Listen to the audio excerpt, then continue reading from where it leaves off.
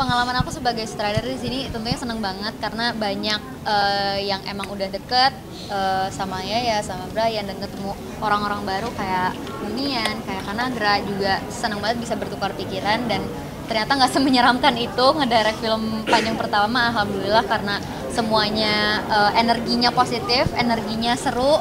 Walaupun ini film horor, alhamdulillah nggak horor ngejalaninnya. Pemilihan cast sendiri, Inara turun tangan juga?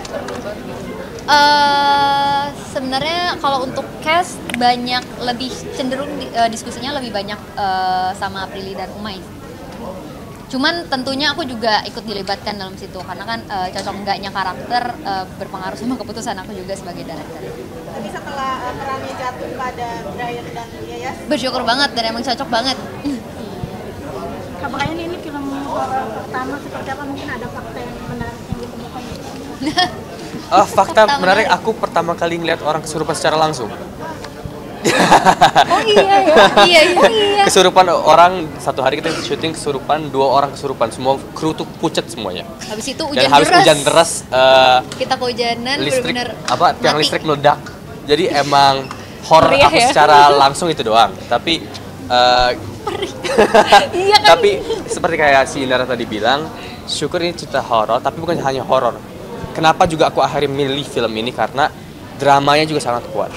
Bukan hanya horor yang oke, kita buat tegang, jump scare, enggak. Jadi emang tegangnya itu bukan hanya tegang, tapi ada rasa sedih, rasa kesal, rasa gemas sama perjalanan setiap karakternya. Itu jadi salah satu alasan utama kenapa aku pilih juga akhirnya terlibat di Temurun. Itu kesurupannya lokasinya di mana? Wah, langsung itu. Berapa lama? Nggak terlalu lama ya? To be honest, pas ada satu Ngeblank orang ya? yang kesurupan, aku ngeblank karena itu udah siap banget setnya. Terus aku kayak, jadi kita ambil take apa dulu ya? Gimana ya? Jadi aku langsung muter otak lah, ini langsung scene apa ya, itu sekitar lama sih kayaknya karena 2 orang kan, jadi back and forth ke apa namanya, base camp juga ada. Jadi aku nggak tahu sih kalau masalah detailnya karena aku di set. tapi setelah rangkaian kejadian horor itu kalian jadikan alert atau apa, atau jadi ada kayak doa bersama atau gimana? Berdoa sih masing-masing. Semuanya habis itu diem sebetulnya. Habis itu diem karena kita running out of time, karena udah anginnya tuh udah gimana sih, rasanya mau hujan ya. Dan itu scene semua eksterior, malam. Jadi aku lebih ke ya realistis aja, paniknya nih gimana kalau scene ini tuh nggak kekejar gitu. Dan nggak mungkin forsir juga sih, yang abis Iya. mengalami kejadian itu pasti mereka Iya. butuh istirahat kan. Lokasinya di mana? Ada deh. Ntar takut kalau kita bilang ntar orang pada kesana lagi. Brian, tapi apa sih effort yang kamu keluarkan di film horor? Apakah mungkin kamu pendalamannya lebih deep daripada yang sebelum-sebelumnya atau kayak gimana? Deep bukan karena horornya ya, karena emang karakter itu layer dan kompleks banget. Jadi, dan ini pertama kali aku main film yang dimana aku punya adik gitu, kakak adik, berbeda hubungan antara kakak adik. Dan syukur sama Yayas, jadi emang kita baik bicara ya sebelumnya ya, banyak diskusi, ini si Sena pengen dibawa gimana, ngeselinnya pengen gimana, alasan-alasan itu karena apa. Karena menurut aku emang setiap karakter bukan hanya satu layer doang. For me there's no really antagonis, protagonis tuh bad or good tuh nggak ada. Jadi semua layer kita pikirin. Jadi susah itu bukan di horornya aja, emang ada beberapa adegan yang harus tegang, takut, kaget, oke, tapi juga lebih effort di adegan-adegan dramanya, adegan masalah dysfunctional family-nya, adegan scene-scene panjang dan emosional antara aku sama Dewi, sama orang tua, itu sih yang sama guling-guling di kandang sapi, yang bau pupnya, pup fermentasi itu, the best itu. Tapi ya dilakukan emang karena it's a good story, sesuatu ya, dan aku seneng banget pas kemarin mereka review beberapa orang cinema aku sama beberapa orang undang buat nonton, itu bukan hanya takut atau horor yang diomongin, tapi juga tetesan air mata, sedih, gemes, keselnya itu pada nyampe semua. Jadi emang aku sendiri dulu nonton, jadi pengen nonton atau nggak tahu pengen nonton pas premier, tapi dengar itu udah kayak alhamdulillah sih. Artinya apa yang kita lakukan, apa yang kita siapkan sebelumnya di reading selama sebulan kayak aduh ini gimana nih, intinya sampai ke beberapa penonton dan mudah-mudahan sampai ke kalian semua di tanggal 30 Mei nanti. Dari segi penampilan juga kan kayak lebih dewasa gitu. Dewasa. Bagaimana? Soalnya karena base karakternya bukan tinggal di perkotaan atau lucky hidupnya. Ini lebih quite bisa dilihat aku layer setiap hari layer 3 makeup layer dibuat didekilin, digelapin, itu jujur makeupnya gatel banget. Tapi emang untuk kebutuhan ceritanya, karena kalau kan bisa lihat aku lumayan putih ya guys, maksudnya kayak lumayan ini nggak masuk sama Senanya syukur adik aku juga Yayas, maksudnya kayak yang nggak terlalu jauh berbeda mukanya. Jadi emang tim makeupnya sangat membantu, tim wardrobe sangat ngebantu, dan juga art yang dipakai juga sangat membantu. Jadi ya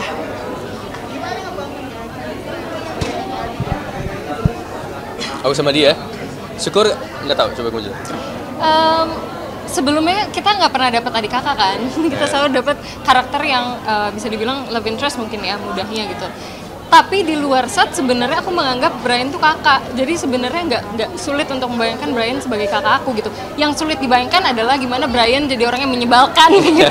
Karena buat orang-orang pasti semuanya tahu Brian kalau lihat dari video atau mungkin ketemu aslinya. Iya kan, Brian tuh orangnya baik gitu, lovely. Nah di sini gimana ceritanya harus benci sama kakaknya gitu. Tapi Brian sih agak mancing-mancing gitu ya. Kamu you tried, Brian mencoba untuk kayak bikin senanya tuh vibes-nya terbawa gitu di saat biar aku ada kayak capek deh gitu. Tapi di luar saat kita ya udah sebagai teman lagi, ngobrol lagi, bercanda lagi. Soal kakak adik bukan kakak adik sibling goals atau enggak, ini nggak pengen punya kakak adik seperti ini. Soalnya emang itu masalah mereka yang mereka bawa sendiri, bukan hanya masalah aku juga, tapi masalah juga karakter Mian, karakter Bara juga, namanya Bara karakter itu ya. Banyak rahasia-rahasianya. So it's not sibling goals, tapi lebih kayak cara membenci satu sama lain tuh gimana caranya gitu. Itu kan merupakan image yang kayaknya bakal ngeselin. Sekarang kamu sudah dikenalin ceritanya. Astagfirullah. Pencitraan. Ini karakter itu yang aku bilang, aku alhamdulillah banget itu ada director yang sangat talented, lawan main juga yang sangat mendukung, sama Fontian juga sangat menulis lumayan detail. Jadi emang reading sebelumnya emang kita bahas panjang lebar. Kita bikin bareng-bareng Sena ini dulu ngapain ya? Iya. Kayaknya dia kalau bikin gini seru ya. Kayak dia dulu kayak gini, kayak dia kayak gini. Pas kayak gini dia sedih nggak kira-kira? Jadi kayak gitu-gitu. Pembahasannya banyak. Pembahasan bukan tentang hanya story ini, tapi kita buat story untuk menjadi bekal aku pas mainin Sena. Brian, ada pengalaman Sorry, yang punya kamu ya? Ada pengalaman yang berbeda nggak sih, atau ada tantangan yang beda? Pengalaman yang berbeda, mungkin kalau yang kayak major banget enggak ya, karena kan genre-nya kebetulan masih sama. Tapi secara cerita bisa dibilang ini dan the way Inara kasih pendekatan karakternya yang tadi aku udah bilang lumayan berbeda, dan karena kita udah kenal sebelumnya, dan sebenarnya nggak sama Inara aja, sama Bumian pernah, sama Brian pernah, even sama Kanagra yang belum pernah. Tapi pas ngobrol kita udah punya cara untuk gimana cara kita bisa masuk satu sama lain. Jadi nggak sulit, malah aku penasaran sih karena Inara punya point of view bentuk orang yang teror tapi berbeda, nggak hanya kayak kaget doang, tapi ada layer-layer lain pada saat dia kaget, apa yang dia rasain gitu.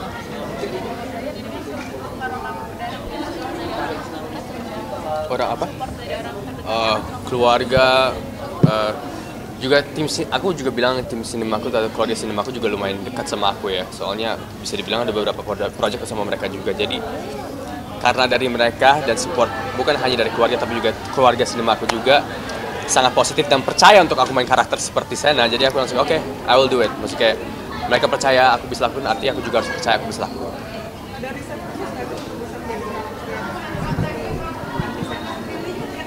Ngobrol kita. Enggak sih, panjangin kuku ya. Kuku kelingking satu itu. Buat berasa apa katanya jametnya gitu. Tapi lebih ke masalah-masalah personal sih. Jadi kita nggak ada karakter siapa aku ambil, no. Karena emang kebentuk karena masa lalu yang kita buat. Jadi bekalnya jadi bentuknya jadi seperti itu.